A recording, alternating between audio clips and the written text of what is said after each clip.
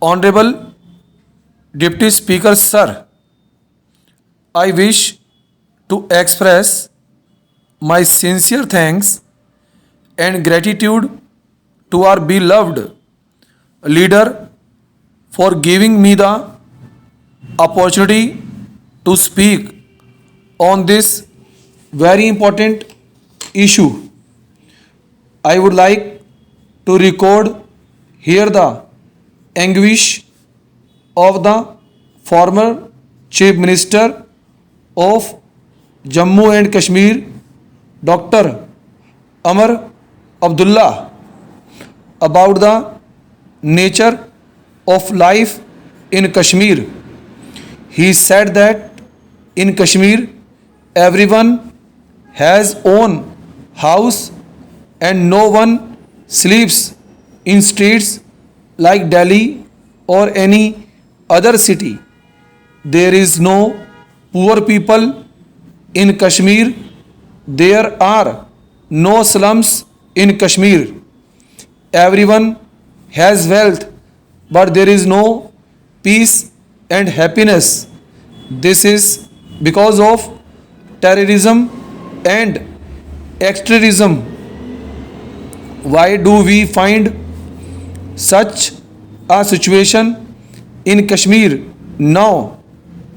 People are not happy. There is no peace. Everybody, there is clash between the people and the armed forces.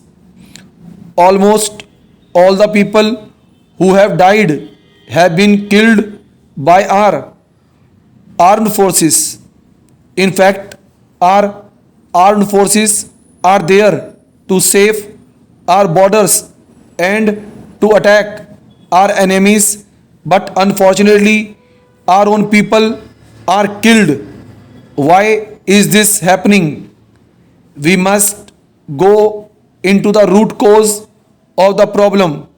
We must also observe the pattern of riots, agitations in Kashmir. Right from independence, we have noticed that agitations and violence are not there all the time. Only when there is distress, the trouble starts only when there is a political mishandling. Agitation comes up, and when the ultra nationalists make noises, it echoes in Jammu and Kashmir. During the previous NDA regime, there was peace in Jammu and Kashmir. That was because the then approach was conciliatory. Why we cannot maintain the same approach to maintain peace and harmony is the key question now. No doubt our armed forces must have special powers, but it is also important that the special powers so given are used only sparingly. That must be aimed at troubles fomented by our enemies. It is clear that it should not be used against our own people. The government must be alert with its intelligence agencies. The government should not lead itself to the brink of using arms against its own people, in which innocent people also die. The government must be able to differentiate between terrorist attack and street agitation.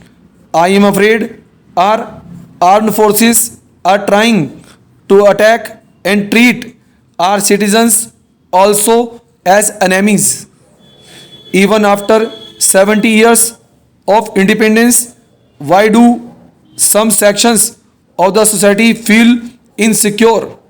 Why is there a pattern of ebb and flow in agitation that comes and goes in Kashmir unless the entire nation comes with an approach based on consensus to deal with the Kashmir issue?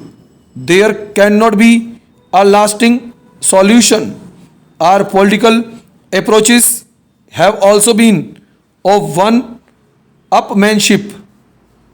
I am not blaming anyone in particular, but still we can read through the lines. Wrong political approaches drive some vexed people to extremism. Terrorism becomes a tool in the hands of extremist forces. Ours is a federal body polity, a federal spirit for wider consultation in handling issues in crucial and essential in a border state like Jammu and Kashmir. The center must hold dialogue with all stakeholders, whether in power or not, whether they are in politics or not.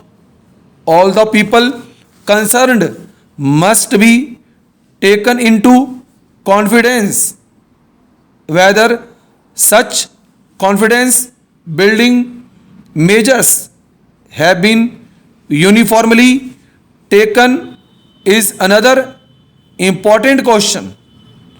I am afraid there is a blow hot, blow cold approach.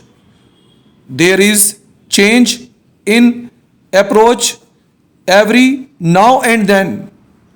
There lies the problem. That is why extremism and terrorism brings up its ugly head every now and then.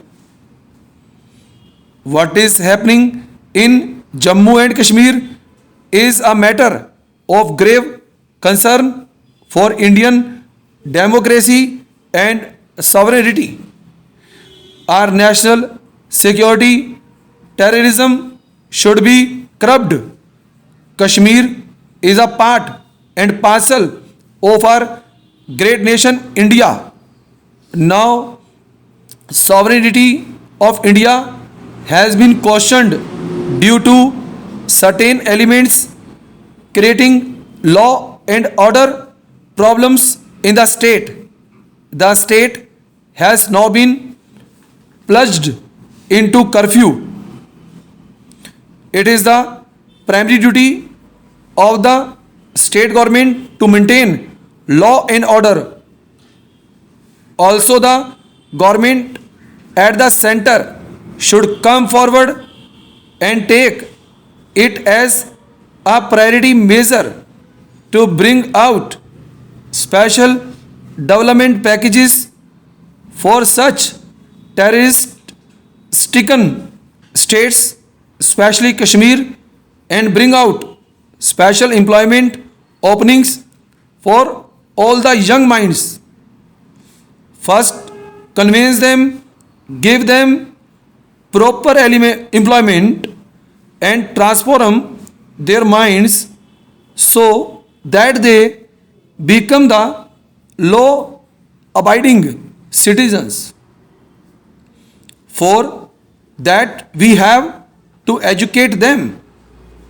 Educating the youth and providing them proper employment should be the first priority.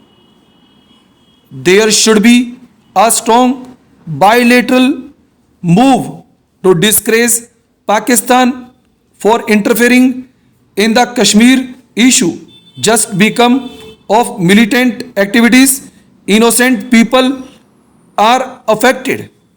Time and again, the central government talks a lot about the federal structure, but the situation is not healthy. Full stop and all.